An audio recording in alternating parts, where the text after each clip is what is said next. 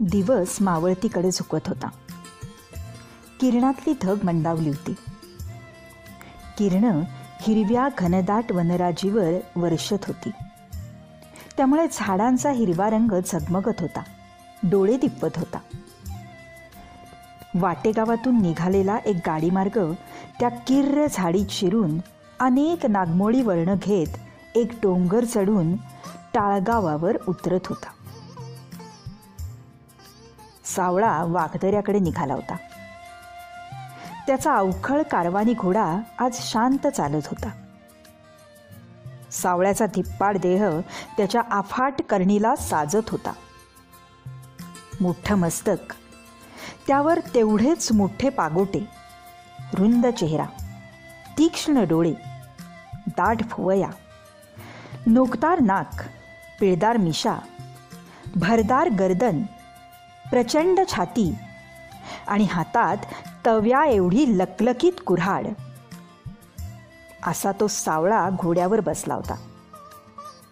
त्याची नजर त्याच्याही पुढे धावत होती. समोरच्या डोंगरावरून 2 माणसं खाली येताना सावळ्याला दिसली. त्यापैकी एक स्त्री होती आणि एक पुरुष होता. ते दोघं कोण असतील याचाच विचार सावळा करू लागला. त्यांनी घोड्याला टाच मारली. तो वळणापाठी वळणं ओलांडू लागला.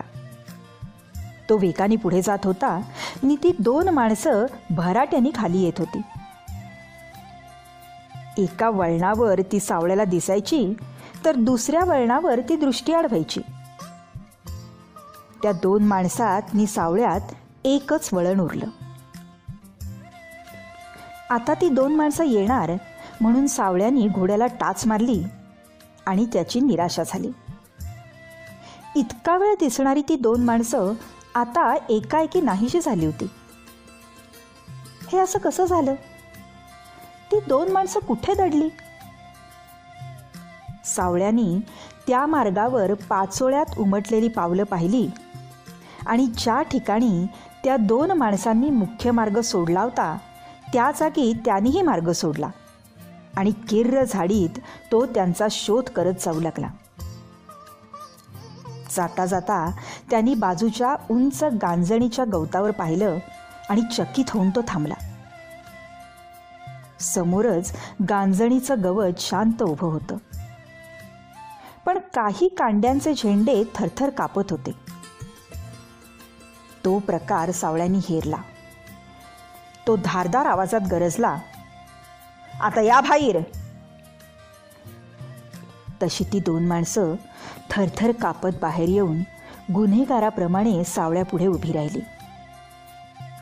त्यापैकी एक तरुण मुलगी होती.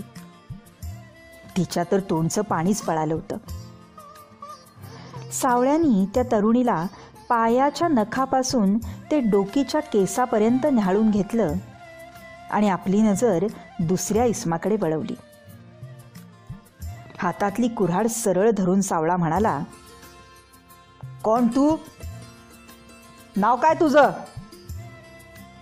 मी मी मी जयसिंगपूरचा दादा पाटील. आणि ही तुझी कोण? ही माझी लेक काशी.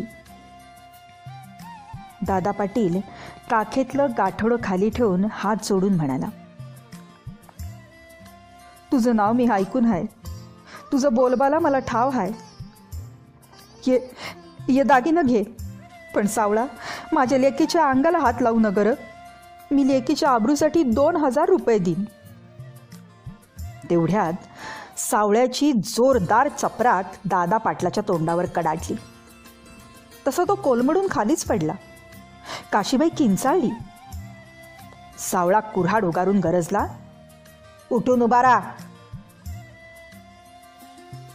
आता मारू नग. दादा पाटील गाल चोळत उठला. सावळा म्हणाला, मारू का नक? तुला ठारच माराय पाहिजे. तूच तेवढा आबरूदार आणि आम्ही आबरू सोडली असं वाटलं वय तुला? बोल. माझं चुकलं. दादा पाटील खिन्न सुरात म्हणाला. सावळा एक पाऊल पुढे टाकून म्हणाला, सरळ उभा राहा. कुठं गेला होतास? टाळगावला, काशीबाईला सासरी घेऊन. मग परत का आणलीस? जावई काशीला घरात घेत नाही. कशा पाय घरात घेत नाही? लग्नात मी हुंडा कबूल केला होता. ती रक्कम माझ्यानं चुकवली गेली नाही म्हणून. किती हुंडा कबूल केला होतास? 15,000. एवढी रक्कम का कबूल केलीस? लेकीच्या सुखासाठी आणि मातब्बर पाहुणा जोडावा म्हणून. तू हाईवार आहेस, सावळा जळजळीत स्वरात म्हणाला. नाव काय तुझ्या जावयाचं? टाळगावचा राजाराम पाटील. दादा पाटील पडक्या आवाजात उत्तरला. मग चल तर. सावळा गरजला. कुठं? दादाला कापरं भरलं. सावळा भडकला, म्हणाला, माझ्या मागून गुमान चल. बरं, चालतो. ते तिघं मुख्य वाटेवर आले. घोडा तसाच उभा होता. त्याच्याकडे पाहत पुन्हा सावळ्याने हुकूम सोडला. पोरीला घोड्यावर बसाव आणि चल. दादा पाटलांनी काशीला घोड्यावर बसवलं. आता कसला प्रसंग वाढून ठेवलाय याचा विचार करून काशीचा प्राण कंठात आला होता. सावळा काशीला घेऊन टाळगावची वाट चालू लागला. दिवस बुडाला. कडुसे पडली. तोंड ओळख मोडली आणि सावळा काशीला घेऊन टाळगावात शिरला. राजाराम पाटलाच्या वाड्यापुढे येताच त्यांनी वाघ गरजावा तशी आरोळी ठोकली. राजाराम पाटला, बाहेर ये. ती हाक ऐकून राजाराम चमकला. अशी उर्मट हाक कुणी मारली? त्याला राग आला. चटकन उठून त्यांनी कुऱ्हाड घेतली. कंदिलाच्या प्रकाशात त्याची कुऱ्हाड चमकली. तो डिरकला. कोण हाय? मी सावळा हाय, सावळा म्हणाला. की कुऱ्हाड तिथंच टाकून मोर ये, नाही तर तुझं मुंडकं वाघदऱ्याकडे जाईल. चल ये.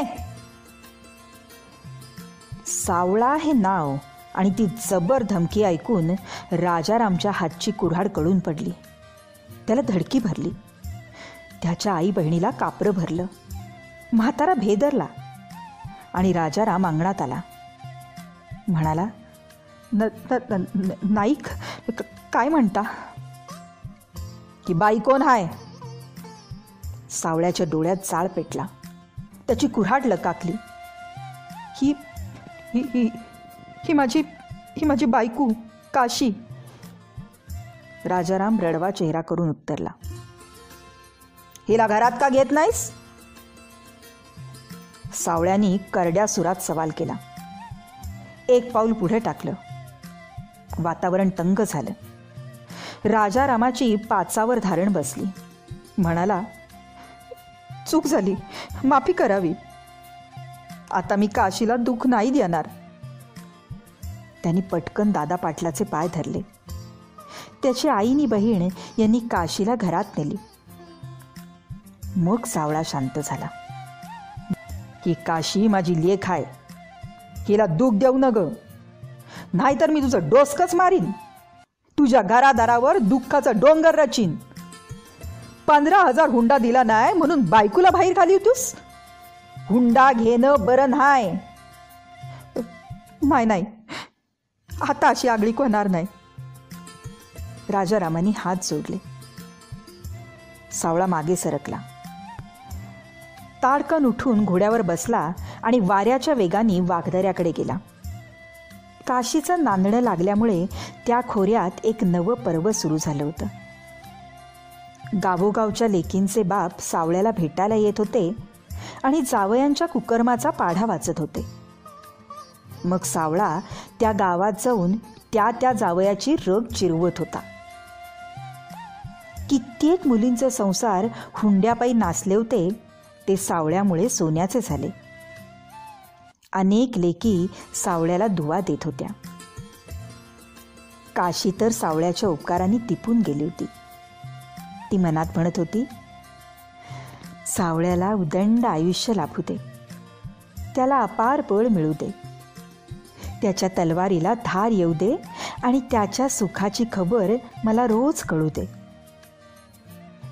माझं माहेर जयसिंगपुरात नाही, ते वाघथऱ्यात आहे.